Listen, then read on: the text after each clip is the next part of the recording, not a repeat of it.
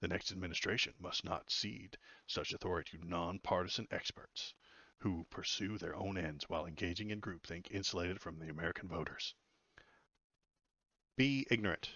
This is what they're telling you. Nonpartisan experts are the enemy. If nonpartisan experts are your enemy, you are an idiot. There's nowhere else to go. This nonpartisan expert has told you the truth, and you reject it because you are an ideologue and an idiot.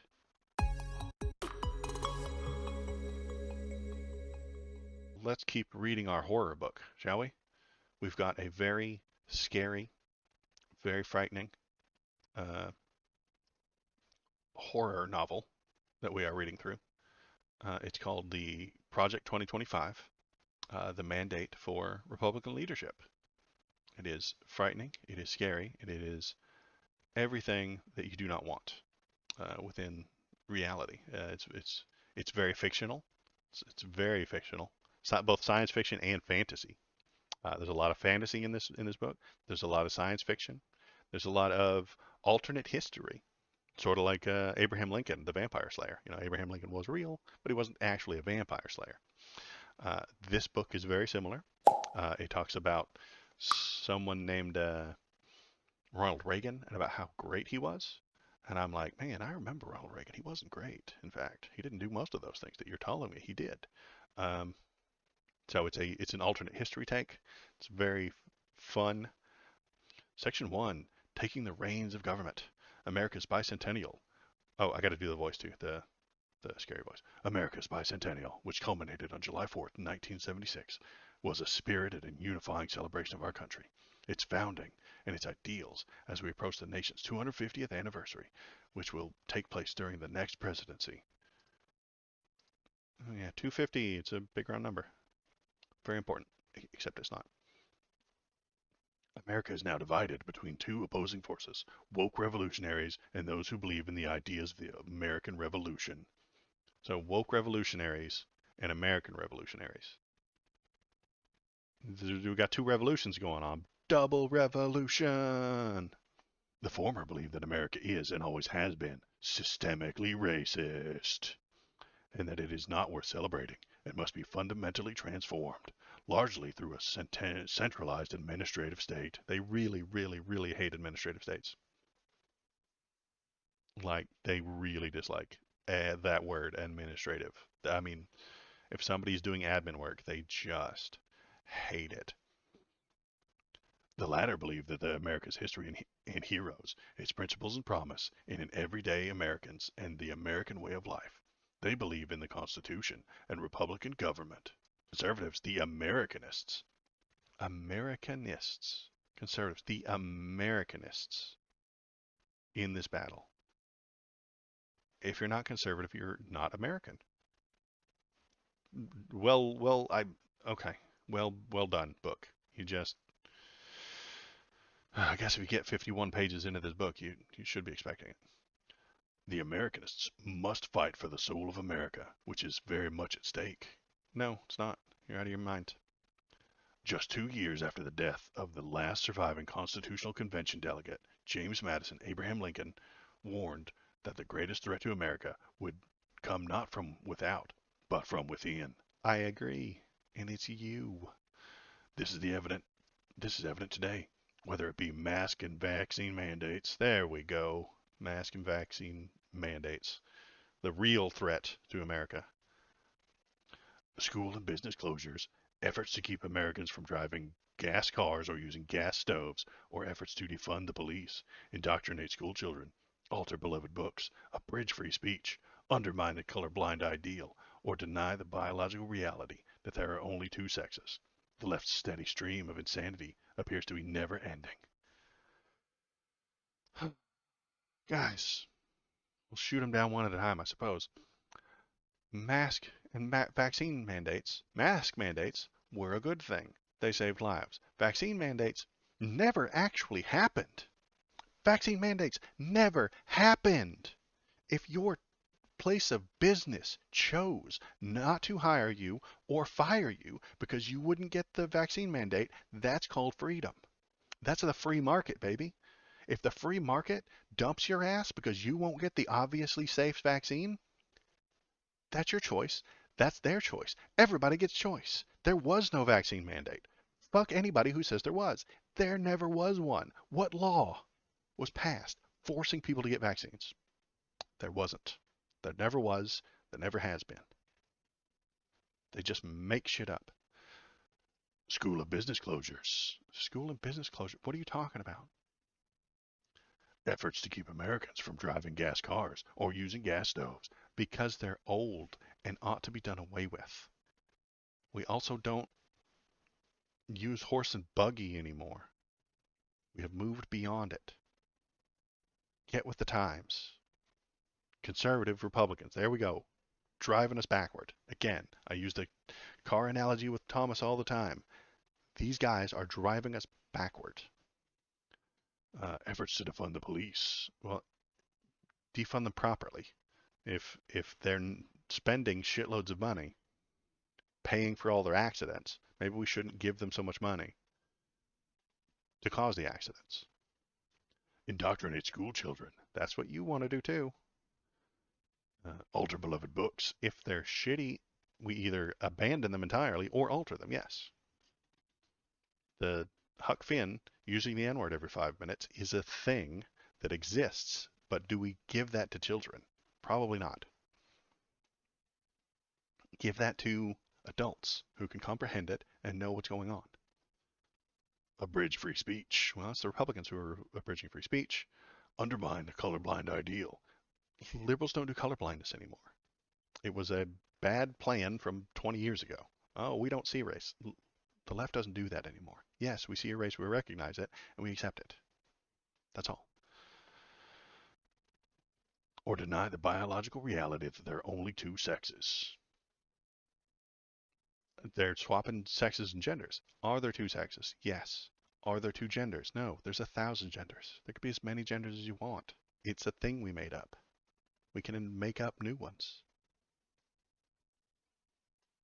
The left's steady stream of insanity appears to be never ending.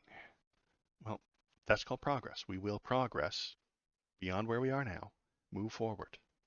That the future doesn't end. We will never get to a place. Conservatives, listen, we will never get to a place where we can just sit still and never move again. It's not going to happen. The world, the time dimension, moves forward. Let's see. The modern conservative president's task is to limit, control, and direct the executive branch on behalf of the American people. Okay, sure. At the core of this goal is the work of the White House and essential personnel agencies. Article 2 of the Constitution. Yeah, okay, great. Blah, blah, blah. Yet the federal bureaucracy has a mind of its own. Federal employees are often ideologically aligned, not with the majority of the American people, but with one another, posing a profound problem for Republican government, a government of, for, of, by, and for the people. As Donald Devine, blah, blah, blah, an autonomous bureaucracy has neither independent constitutional status or separate moral legitimacy. Guys, the people who work for the federal government are people. They are, in fact, humans. They will have opinions on things. Everybody does.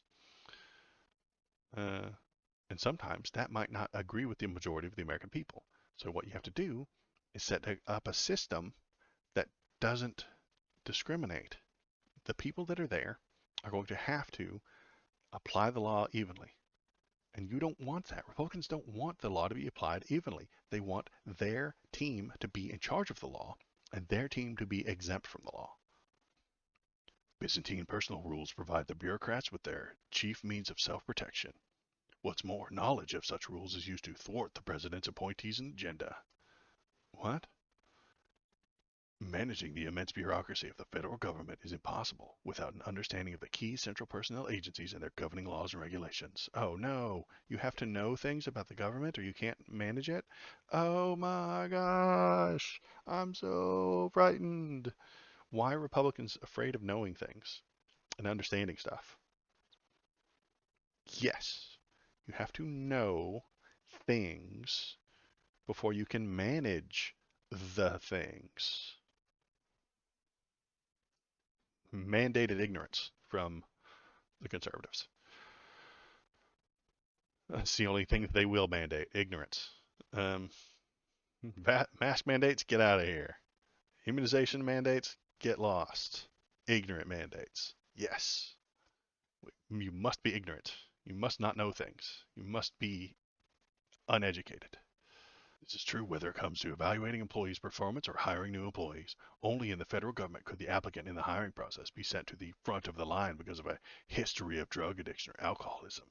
Due to morbid obesity, irritable bowel syndrome, or psychiatric disorder, the next administration should insist that the federal government hiring, evaluation, retention, and compensation practices benefits taxpayers rather than benefiting the lowest rung of the federal workforce.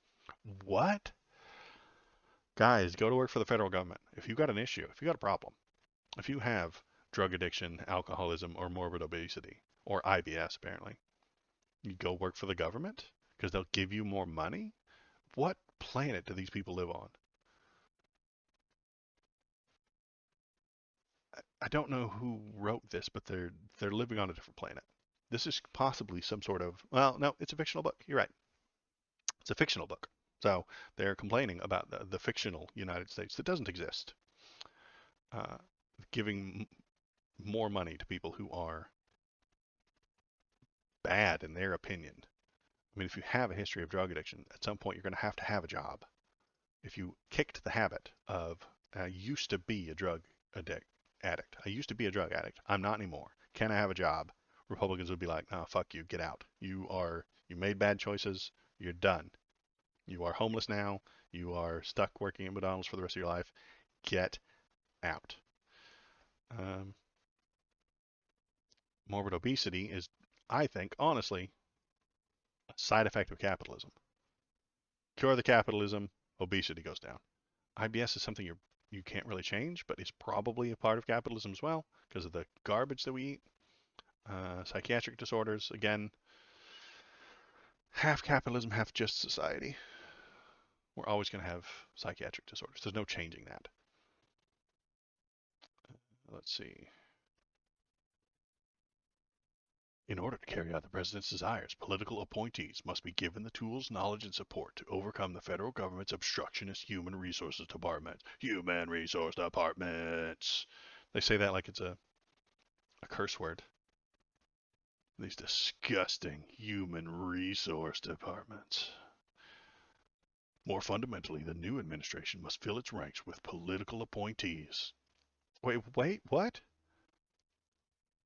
Fi- More fundamentally, the new administration must fill its ranks with political appointees. You mean people who aren't elected? You complain, you scream, oh, these people aren't elected. Ah, I'm so scared of these people who aren't elected. Let me put in people who aren't elected as to repair. But they're conservative political appointees, so they're good. We love it. All right. The Trump administration appointed fewer political appointees in its first few months in office than any other recent presidency. This left career employees in charge in many places. This can occur even after departments have been fully staffed with political appointees. We hate political appointees. Our solution is our political appointees. Good. Great. Nice job. Idiots.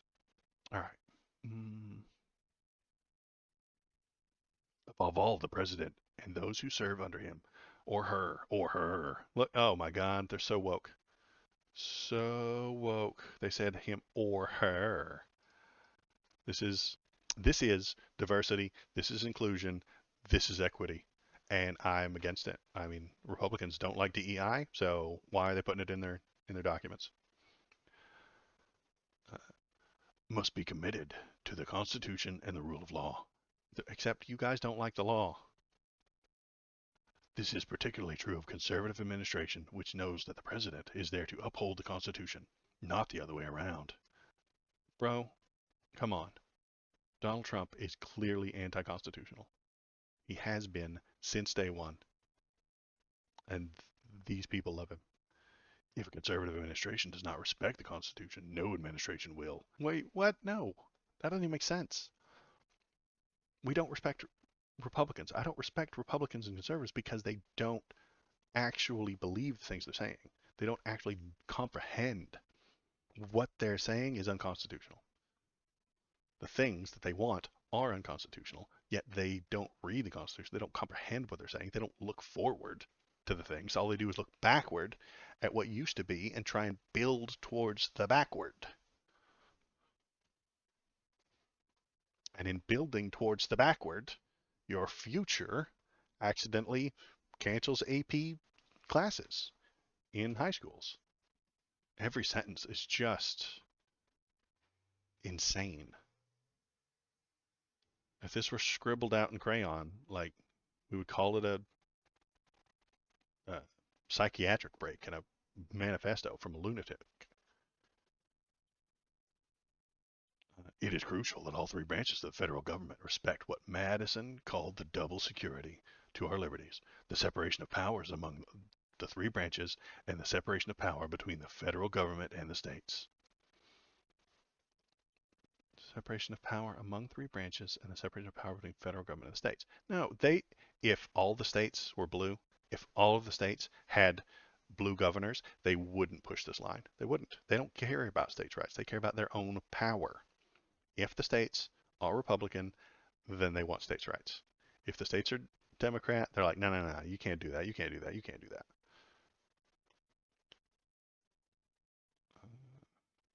When it comes to ensuring that freedom can flourish, nothing is more important than deconstructing the centralized administrative state. Administrative state, again, they hate those things. Political appointees who are answerable to the president and have decision-making authority in the executive branch are key to this essential task. You hate administrative states, yet you want to build one. The next administration must not cede such authority to nonpartisan experts who pursue their own ends while engaging in groupthink insulated from the American voters. Be ignorant. This is what they're telling you. Nonpartisan experts are the enemy. If nonpartisan experts are your enemy, you are an idiot. There's nowhere else to go. This nonpartisan expert has told you the truth and you reject it because you are an ideologue and an idiot. The following chapters detail how the next administration can be responsive to the American people, not entrenched elites, how it can take care that all the laws are faithfully executed, not merely those that the president desires to see executed, and how it can achieve results not by and not be stymied by unelected bureaucracy. Right. Don't get slowed down by unelected bureaucracy. Build your own unelected bureaucracy that will do what you say. I, I don't know how they can be serious with this. These are not serious people. The president must rely on the men and women woke appointed to the WHO. There simply are not enough hours in the day to manage the affairs of single-handedly. Yes, great. He can't do it all on his own. So delegation is not just advisable, it's essential. Who are they going to advise it to? An administrative staff. But you hate those. The decision that assistants and senior advisors will make directly impact the administration, its legacy, and, most important, the fate of the country. Their agenda must therefore be the president's agenda. Choosing who will carry out that agenda and on a daily basis is not only one of the first decisions a president makes in office, but also one of the most critical. The tone and tempo of an administration are often determined on January 20th. You're describing an administrative state, man. You're describing it. You hate the administrative state because it disagrees with your beliefs. That doesn't mean they're wrong. That doesn't mean uh, you throw everything out. It just means that they disagree with you. And you can't say I hate administrative states. Then my answer is to build a new administrative state that agrees with me. That's insane. Chief of staff and what they do. Deputy chief of staff. These are the people. These are the slots you need to fill. I think this is this is a playbook. This is a playbook for Donald Trump because he didn't really do a very good job with these things last time. He didn't fill in the roles. He didn't fill in all the slots. and he just surrounded himself by people who just gave him everything that he wanted, which is usually just compliments. I doubt Donald Trump knows what the principal deputy chiefs of staff are, or what they do, or how to get them. Senior advisors. Okay, so we hate. All right, we've already established this book hates unelected experts, nonpartisan experts. So I wonder what the senior advisors are going to be. Presidents have surrounded themselves with senior advisors whose experience and interests are not necessarily neatly defined. In recent administrations, senior advisors have been appointed to offer broad guidance on political matters and communications issues.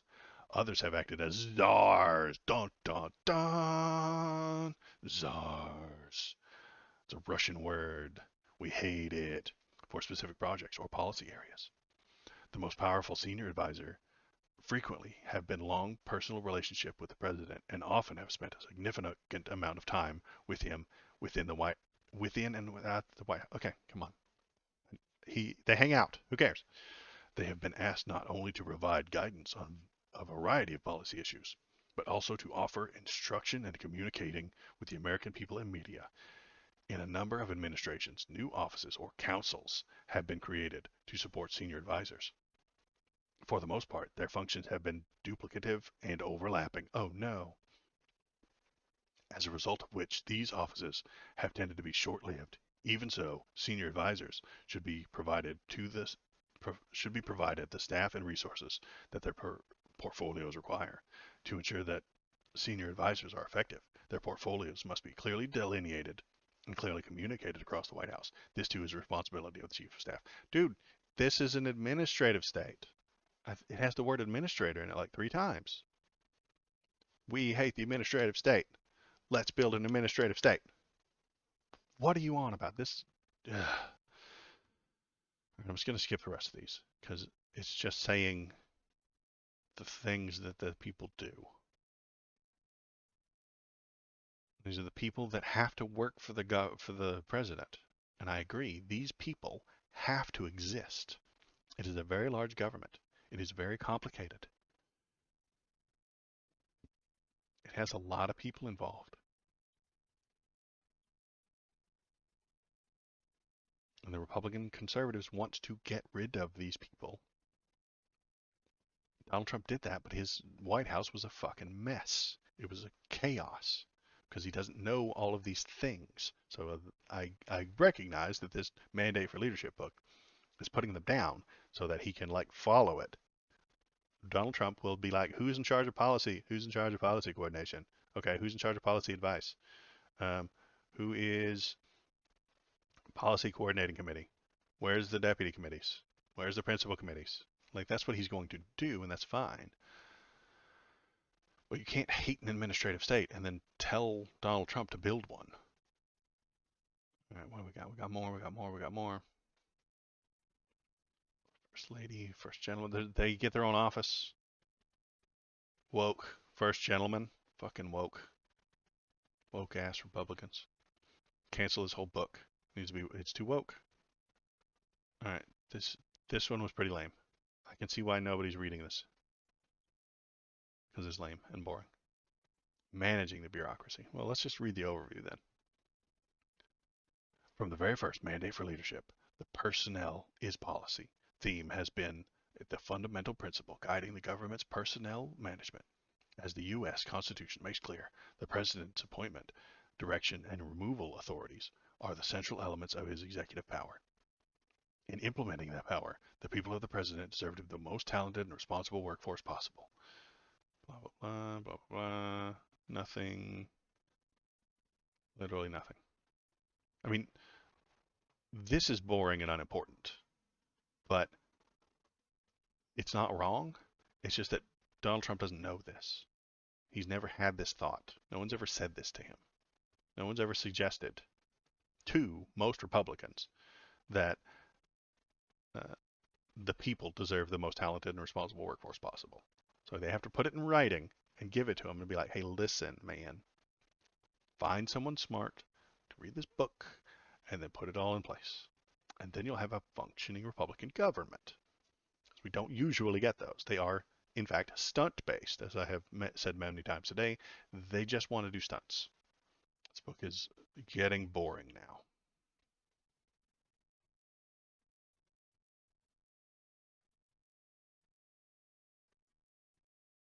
They give their opinion. It's every single sentence is insanity, and I have to argue with every bit of their opinion. But they're not giving opinion now. They're just describing basic functions of a government.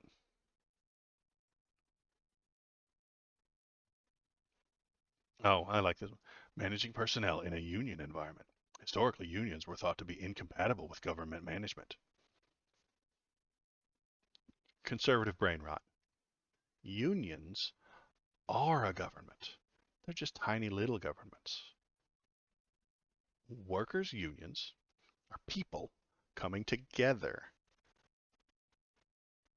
to work together, to change things, to change the rules, to change things for the better. That's what a government is too. Unions have members, aka constituency. Union members pay dues, aka taxes. They go to meetings, aka Senate and House things. Then they elect a treasurer, just like our government. They elect a vice president, they elect a president, and then they vote on things. Unions are tiny little governments. Republicans don't know this. Even Democratic President Franklin Roosevelt considered union representation in the federal government to be incompatible with democracy. I don't believe you. Striking and even threats of bargaining and delay were considered acts against the people and thus improper. No, fuck off. Those the people doing the striking and the bargaining are people of the United States. It was not until President John Kennedy that union representation in the federal government was recognized, because he's smarter than you, and then merely by executive order, because he's smarter than you. Labor bargaining was not set in statute until Carter administration was forced by Congress to do so in order to pass the CSRA. Through all bargaining was placed under OPM review, because that makes sense. They don't like making sense. This one, this is directly pointed at Donald Trump and the next Republican uh, administration. Fully staffing the ranks of political appointees in bold. Like, you guys, we got to do this. And this is again the thing they hate. If a Democrat fully staffed the ranks of political appointees, they'd scream about it.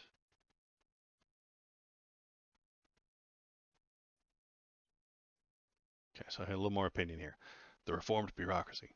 Today, the federal government's bureaucracy cannot even meet its own civil service ideals. The merit criteria and ability, knowledge, and skills are no longer the basis for recruitment, selection, or advancement, while pay and benefits are comparable work are substantially above those in the private sector. No, the fuck they're not. The government pays better than the private sector. Fuck this book. Fuck right off. What? Fiction. It's just a fictional book. Retention is not based primarily on performance, and for the most part, inadequate performance is not appraised, corrected, or punished. I could probably say that for Wall Street as well. The progressive system's broken down in our time, and the only real solution is for the national government to do less, to decentralize and privatize as much as possible, and then ensure that the remaining bureaucracy is managed effectively along the lines of enduring principles set out in detail here. Decentralize to the states, because they have more power in the states. If they had less power in the states, they wouldn't want to decentralize. This is a plan to give themselves the most power possible, and it doesn't matter what that route is. Doesn't There's no ideological guideline. If it gets us more power, that's what we suggest. And I'm probably going to call it off there. Next week, we'll do section 2, the common defense. So there we go. We're on page 119. 119, writing that down so I don't lose it. And that'll be the position we take. We'll pick up the Frightening Scary Book Club next week. after cruising the news. Oh, hi. Thanks for sticking around to the end of the video. If you liked what you saw, hit the like button, press the subscribe button. If you want to tell me how right I am, feel free to leave a comment. If you want to tell me how wrong I am, leave a comment too. That's good. This is just kind of a hobby for me, so I appreciate you coming by, giving it a watch, and pressing the YouTube buttons. Thanks.